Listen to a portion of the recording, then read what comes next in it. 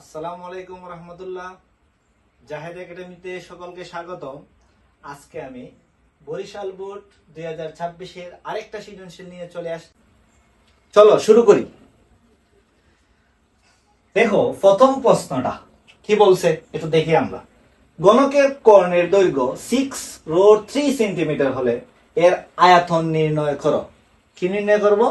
গণকের আয়তন নির্ণয় করব। গণকের আয়তন আমরা কিভাবে নির্ণয় করি? আর আমরা গত ক্লাসে বলছিলাম যে সকলকে উদ্দেশ্য করে যে কোনো একটা প্রশ্ন যদি আমরা আনসার করতে চাই তাহলে আগে প্রশ্নটা পড়ে দেখব এখানে কি কি দেওয়া আছে আর এখানে কোন সূত্রটা লাগবে, আর যে সূত্রটা লাগবে এই সূত্রের মান কি প্রশ্নের মধ্যে আছে নাকি নাই, তাই না?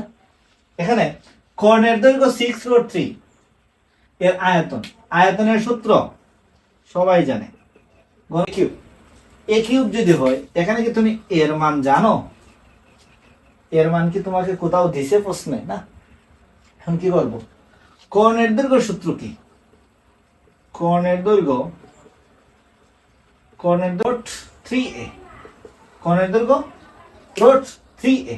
কর্ণের দৈর্ঘ্য যদি √3 হয়, √3a সমান এটা, তাই না? দেখো সমাধান করি।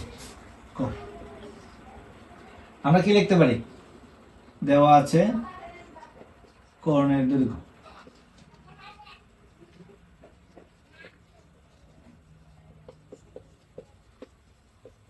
কর্ণের দৈর্ঘ্য 6√3 প্রশ্ন মতে 6√3a সমান 6√3।